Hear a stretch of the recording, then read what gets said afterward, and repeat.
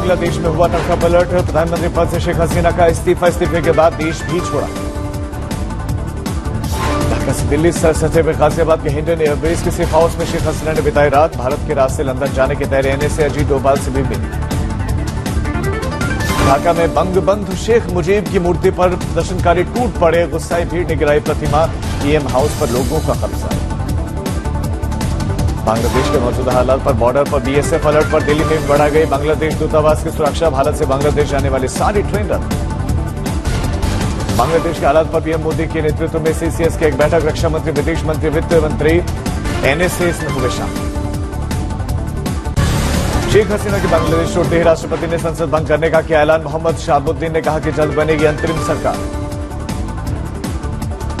राहुल गांधी ने लोकसभा में विदेश मंत्री से मुलाकात की। बांग्लादेश के हालात पर चर्चा।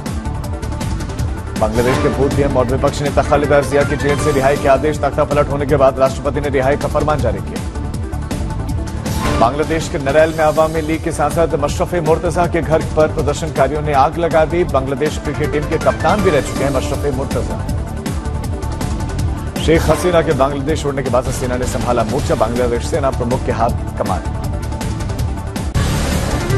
अमेरिका की बांग्लादेश के हालात पर पैनी नजर। अपने नागरिकों से बांग्लादेश छोड़ने के लिए जल्द कहा। बंगाल की सीएम ममता बनर्जी ने बांग्लादेश में लोगों से शांति बनाए रखने की अपील की। कहा कि किसी भी तरह की अफवाहों पर ध्यान न दें। बीजेपी नेता लॉकेट चैटर्जी ने बांग्लादेश के हालात पर दुख जताया। कहा कि पीएम मोदी के नेतृत्व में भारत सुरक्षित, इसीलिए शेख हसीना ने भारत का किया आरोप।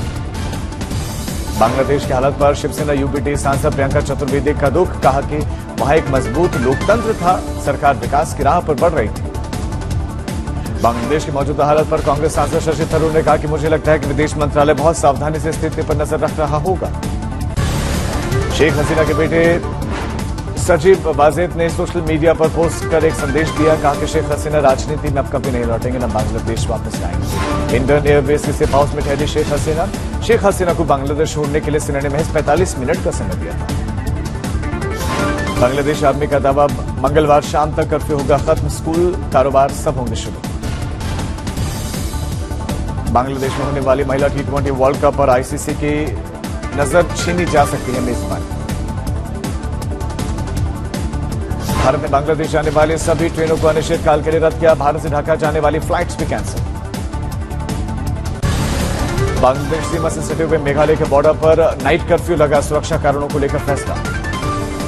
बांग्लादेश के हालात पर शुभेंदु अधिकारी का बयान। बोले कि बांग्लादेश में हिंदुओं की हत्या की जा रही। 1 करोड़ से ज्यादा शरणार्थी बंगाल में आ सकते हैं।